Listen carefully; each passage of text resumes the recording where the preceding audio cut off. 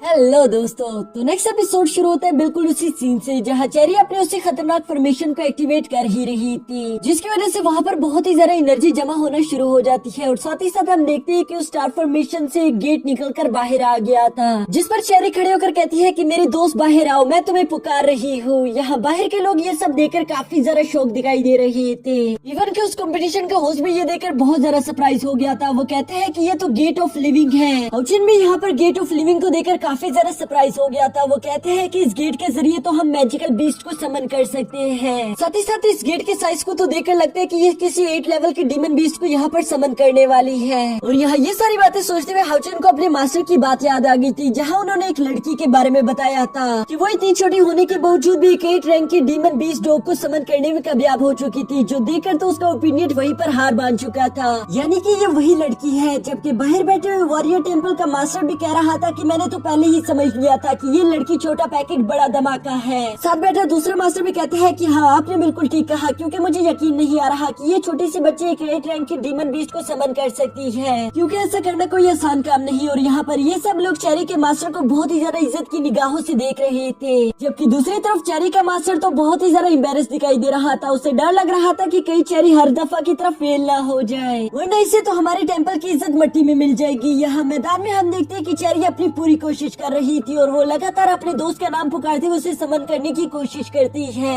हम इस वक्त में थोड़ी सी इंटेंस मूवमेंट भी दिखाई दे रही थी कि तभी अचानक उसे दादी की आवाज सुनाई देती है, जिसका प्रेशर बहुत ज्यादा हाई था और वो इसके प्रेशर से पीछे हट जाती है। विस्वांग ये प्रेशर महसूस करके कहती है कि ये कोई बहुत ही ज्यादा खतरनाक बीस्ट होगा। साथ ही साथ उसे सामने गेट में बहुत ही ज्यादा खतरनाक आंखें दिखाई दे रही थी, इसलिए वो समझ चुकी थी कि अब मुझे भी अपनी फुल पावर्स का इस्तेमाल करना ही होगा। और वो काउंटर स्ट्राइक अटैक करने के लिए अपनी पावर्स को एक्टिवेट करना शुरू कर देती है। यहाँ विस्वांग के काउंटर स्ट्राइक अटैक को देखकर बाहर बैठी ऑडियंस काफी ज्यादा एक्साइटेड हो गई थी। वो लोग खुश हो रहे थे कि अब हमें एक जबरदस्त फाइट देखने को मिलेगी, क्योंकि एक तरफ से एक 8 रैंक का डीमन बीस्ट आने वाला है, जबकि दूसरी तरफ से वॉरियर जो कि अपनी फुल पावर्स का इस्तेमाल करेगी। यहाँ पर ये मोमेंट इन सब लोगों के लिए ही बहुत ज्यादा इंटेंस हो गया था। तभी धीरे धीरे हम देखते हैं कि उस फॉर्मेशन से एक बीस्ट निकलकर बाहर आना शुरू हो जाता है और हम देखते हैं कि वो छोटा सा बीस्ट और कुछ नहीं बल्कि एक बकरी का बच्चा है, जो कि मैं है करके नीचे आकर गिर जाता है। ये देखकर तो वहाँ पर मौजूद सब लोगों का मुंह खुला की खुला रह गया था, जबकि दूसरी तरफ में स्वांग उस बकरी के बच्चे को देखकर कहती है कि वाह, ये कितना क्यूट है। और ये कहते हुए उसने अपने काउंटर स्ट्राइक को भी हटा दिया था। पर यहाँ पर इस बकरी के बच्चे को उछलता हुआ देखकर बाहर की ऑडियंस कहती है कि आखिर ये क्या मजाक है, एक बकरी का बच्चा यहाँ पर क्यों आ गया। जबकि बाहर बैठे हुए सारे मास्टर भी चेरी के मास्टर को देख रहे थे, जो कि बहुत ही ज्यादा एम्बेरस हो गए थे। कहते हैं कि इस लड़के ने तो मुझे कहीं मुंह दिखाने के काबिल नहीं छोड़ा, ये हर जगह मेरी नाक कटवाने पर क्यों तुली रहती है। दूसरी तरफ चेरी भी गुस्सा होने की एक्टिंग कर रही थी कि आखिर ये क्या हो गया, दोबारा से एक फेल्ड समनिंग हो गया। मैंने अपनी पूरी कोशिश की लेकिन मैं उसे बुला नहीं पाई। जबकि दोस्तों मुझे यहाँ पर लगता है कि चेरी ने ये सब कुछ जानबूझकर किया। वो यहाँ पर मिस वांग को चोट नहीं पहुँचाना चाहती थी। इसके बाद चेरी कहती है कि मेरी तो किस्मत ही खराब है, और ये कहकर उसने अपनी सारी की सारी फॉर्मेशन को डीएक्टिवेट कर दिया था। वो सीधा जाकर उस बकरी के बच्चे को अपनी गोद में उठा लेती है। साथ ही वो उस कंपटीशन के होस्ट से कहती है कि कोई बात नहीं, मैं इस कंपटीशन में हार मानती हूँ। और इसके बाद वो सीधा जाकर मिस वांग के पास पहुँच गई थी, जहाँ वो मिस वांग को वो क्यूट सा बकरी का बच्चा पकड़ाते हुए कहती है कि देखो तो सही, ये कितना ज्यादा क्यूट है, मुझे उम्मीद है कि तुम्हें ये बहुत ज्यादा पसंद आएगा। मिस वांग भी वाकई में उस क्यूट से बच्चे को देखकर काफी ज्यादा खुश दिखाई दे रही थी, इसलिए वो उसे गोद में पकड़कर उसे प्यार करती है। जबकि उस कंपटीशन के होस्ट अनाउंस करते हैं कि इस कंपटीशन की विनर है मिस वांग, जिसे 2 पॉइंट दे दिए जाते हैं। यहाँ बाहर बैठे हुए मास्टर्स को तो अब चेरी पर बिल्कुल भी यकीन नहीं रहता। उन्हें लगता है कि हमने जो चेरी की तारीफ की थी वो सब नकली है। साथ ही साथ वो लोग यहाँ पर चेरी के मास्टर से सवाल करते हैं कि ये बताओ कि क्या वो गेट ऑफ लिविंग में असली था या फिर वो भी एक कॉपी था। लेकिन चेरी के मास्टर तो इतने सारा एम्बेरस थे, जो कि बात को बदलने के लिए अपनी चेयर की तारीफ करना शुरू कर देती है। वो कहती है वाह, ये देखो इसका पैटर्न कितना ज्यादा अच्छा है, ये तो काफी ज्यादा स्मूथ और नरम मुलायम है। साथ ही दूसरी तरफ बैठा हुआ हाउचिन यहाँ पर चेरी की रियल पावर्स के बारे में समझ गया था। वो जानता था कि चेरी बहुत ही ज्यादा स्ट्रॉन्ग है, इसलिए वो उससे काफी ज्यादा इम्प्रेस भी दिखाई दे रहा था। पर वो यहाँ पर मिस वांग से बहुत ही ज्यादा इम्प्रेस हो जाता है,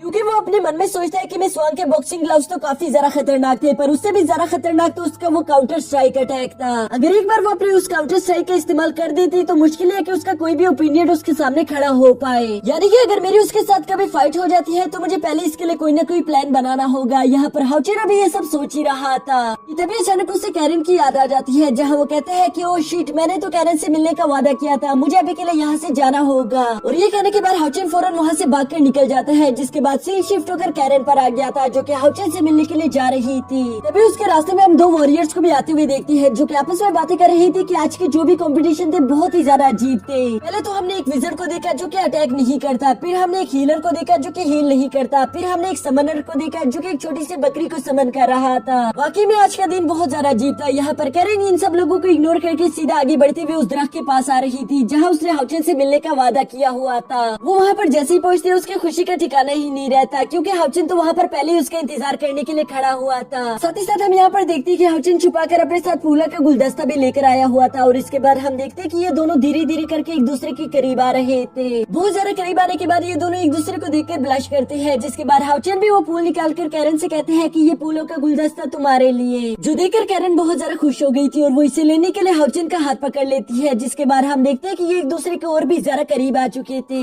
ऐसा लग रहा था कि ये दोनों एक दूसरे को किस करने ही वाले हैं, लेकिन तभी अचानक हम देखते हैं कि हाउचेन का बीस्ट मार्क एक्टिवेट हो गया था। साथ ही साथ उसके पीछे एक पोर्टल भी ओपन हो जाता है, जो कि बहुत ही तेजी के साथ हाउचेन को अपने अंदर खींच रहा था। ये देखकर कैरन हाउचेन को बचाने की पूरी कोशिश करती है। हाउचेन को भी कुछ समझ नहीं आ रहा था कि आखिर उसके साथ ये क्या हो रहा है, लेकिन तभी अचानक हम देखते हैं कि वो पोर्टल हाउचेन को अपने अंदर खींच लेता है, जो देखकर कैरन हाउचेन का नाम चिल्लाती है और इसी के साथ वो पोर्टल बंद हो जाता है, जिसके साथ ही हमारा ये एपिसोड भी यहीं पर खत्म हो जाता है।